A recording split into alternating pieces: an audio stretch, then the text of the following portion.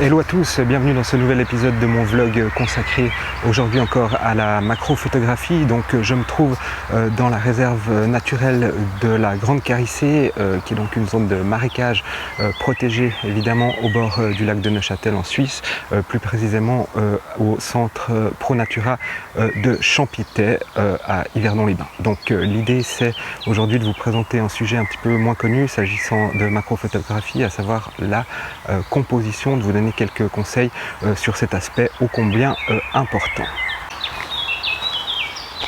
Alors d'abord deux mots sur les sujets qu'on risque de trouver ici. Je suis venu dans cette réserve naturelle principalement pour les très nombreuses espèces d'insectes qui s'y trouvent, en particulier libellules et demoiselles, mais vous verrez qu'il y a aussi un nombre non négligeable de fleurs, d'abeilles sauvages qui vont avec. C'est vraiment le paradis de la macro.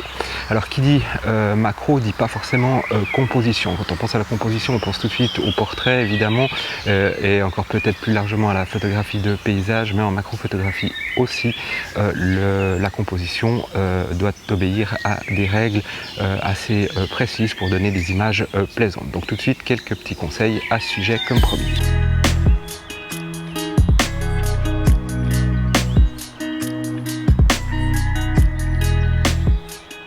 Alors macro, le premier sujet important en matière de composition que je souhaite évoquer, c'est l'arrière-plan qui évidemment est très important, un peu peut-être comme en photographie de portrait. Donc il vous faut vraiment un fond flou pour que l'insecte ou la fleur que vous souhaitez photographier se détache bien de son environnement.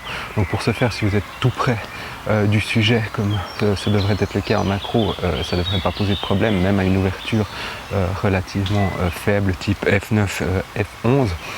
Par contre, plus vous vous éloignez, plus il va falloir ouvrir votre diaphragme autour de f4, f2.8 ou plus encore, pour vraiment détacher votre sujet du fond.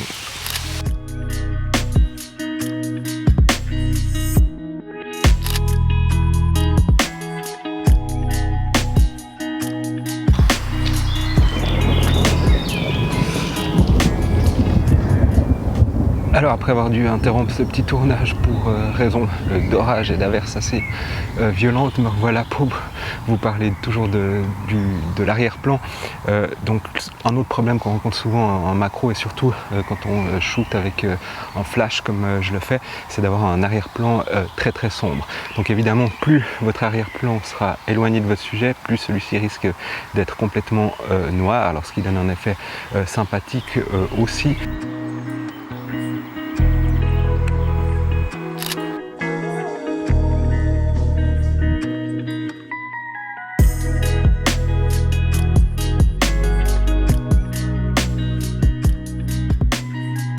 Si vous souhaitez avoir un arrière-plan coloré, vous pouvez toujours essayer de trouver un angle avec lequel votre sujet est proche de l'arrière-plan. Donc il suffit parfois de déplacer de quelques centimètres, voire quelques millimètres votre angle, votre appareil pour obtenir ce résultat.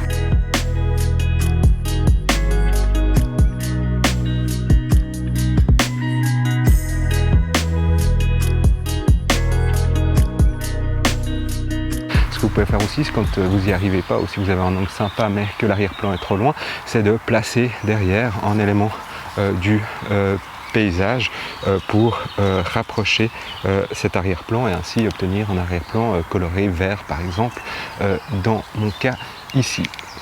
Donc je vous donne quelques photos à titre d'exemple avec des arrière-plans noirs, vous verrez que le résultat est sympa aussi, mais également avec des arrière-plans qui montrent plus le sujet dans son environnement. C'est évidemment un choix que fera le photographe au moment de la prise de vue. Certains aussi se promènent avec des arrière-plans imprimés. Il existe des modèles sur internet que vous pouvez imprimer et mettre dans votre sac photo. Personnellement, je trouve que mon sac est déjà passablement lourd et que je suis déjà passablement chargé, donc j'utilise pas trop cette technique, mais enfin ça peut être une idée à développer si vous le souhaitez.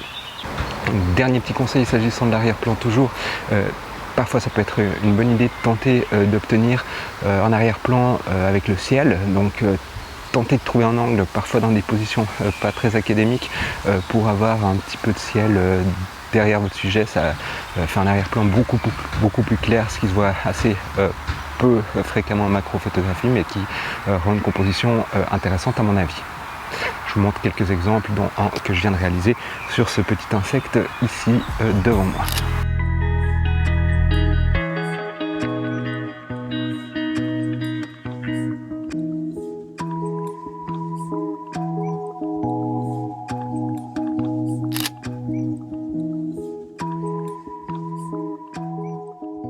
Deuxième petit conseil s'agissant de la composition, auquel on ne pense pas forcément puisque ça n'a pas strictement parlé à voir avec la composition en tant que telle, mais c'est le contraste, en particulier le contraste de couleurs. Donc utilisez les couleurs harmonieuses que vous offre la nature qui nous entoure pour tenter de faire ressortir votre sujet. Donc les couleurs qui fonctionnent bien sont en général les couleurs complémentaires, à savoir le vert et le rouge, le jaune et le bleu, etc.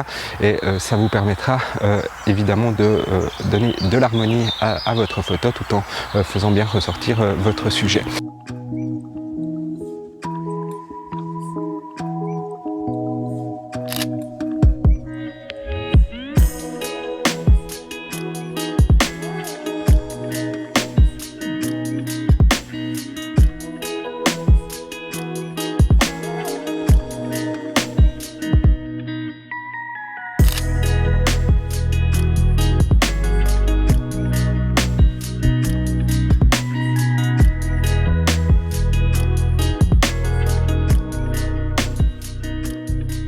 En matière de cadrage à strictement parler, c'est aussi important à mon avis en macro-photographie de laisser de l'espace à votre sujet, donc pensez-y au moment de la prise de vue, même si vous pouvez retoucher ceci sur votre logiciel de retouche photo, vous allez immanquablement perdre des pixels et puis c'est un petit peu dommage. Donc je vous mets ici quelques exemples de photos également dans les cadres desquels j'ai essayé de laisser un petit peu respirer mon sujet.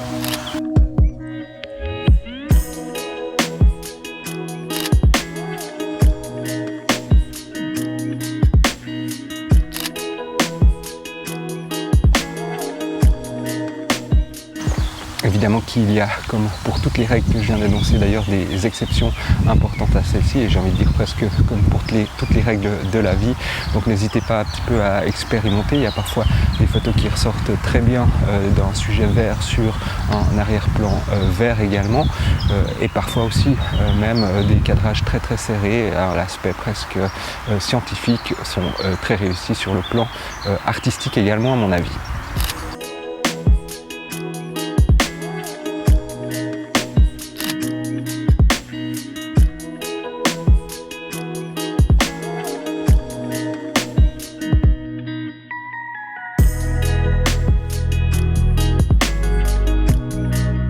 En lien avec le conseil que je viens de vous donner, à savoir celui de laisser respirer votre sujet en lui laissant de l'espace autour dans le cadrage, il est également important de faire en sorte que votre insecte, si vous avez affaire à un insecte, regarde dans le sens de cet espace. Ça marchera beaucoup mieux. D'ailleurs, cet espace, on l'appelle l'espace négatif en photographie. Donc c'est une règle qui vaut pour la street photo, pour le portrait, etc. La photo de reportage, mais qui a toute son importance également en matière de macro-photographie. Donc après avoir fait votre mise au point sur les yeux de votre insecte, si vous y arrivez, pensez encore qu'en plus des détails techniques, si j'ose dire, l'aspect artistique vaut son pesant d'or en matière de photographie évidemment, et que donc il va falloir faire en sorte que votre insecte regarde dans la direction de cet espace négatif, ce qui donnera évidemment un aspect beaucoup plus intéressant à votre photo. L'insecte sera ainsi moins serré, on aura l'impression qu'il sera moins serré dans un coin de l'image. Donc je vous mets aussi quelques exemples à ce sujet, sachant qu'évidemment, comme toujours, là encore, des exceptions sont possibles.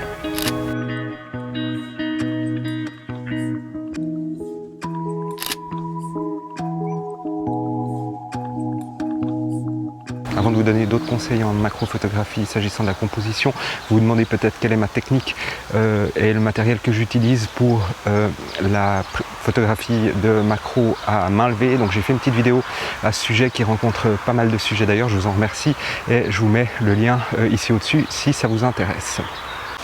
Alors pour la composition, toujours, je vous recommande vivement de ne pas faire des photographies macro avec un angle de vue classique, typiquement depuis hauteur d'homme, 45 degrés vers le bas. Enfin, j'entends tout le monde a vu des insectes depuis ce point de vue-là. Rares sont ceux qui toutefois se sont trouvés face à face avec une punaise ou très proche d'un autre insecte, une libellule ou que sais-je. Donc ça peut être intéressant de chercher un angle de vue original. Mettez-vous très près du sol, mettez-vous tout de suite en dessus de l'insecte, enfin que sais-je, mais soyez originaux dans votre angle de prise de vue comme sur les quelques photos que je vous mets en exemple.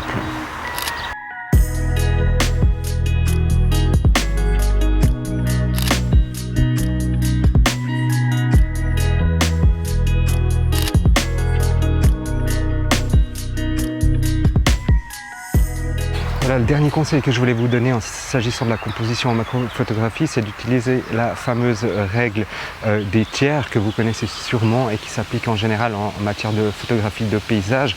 Donc l'idée c'est d'aligner votre sujet principal, en l'occurrence votre insecte, votre fleur ou que sais-je, sur un des points d'intersection des lignes qui séparent en 3 parts égales votre image. Donc vous pouvez évidemment toujours faire ça à l'aide des outils qui existent dans votre logiciel de retouche favori. Mais enfin, si vous y pensez déjà à la prise de vue, ça vous permettra d'économiser de précieux pixels.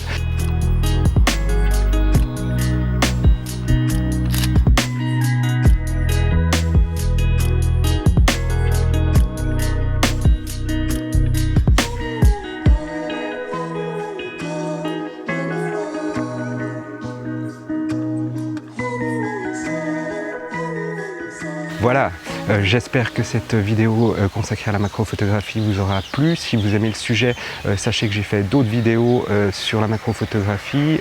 Vous les trouverez évidemment en consultant ma page YouTube. N'hésitez pas à vous abonner, ça m'encouragera évidemment toujours à en faire d'autres. Un petit like aussi, ça fait toujours plaisir. Et puis n'hésitez pas encore une fois à partager vos remarques, vos questions en commentaire. C'est toujours avec grand plaisir que j'essaye d'y répondre et que je lis vos remarques souvent très constructives. Allez, ciao et à bientôt j'espère.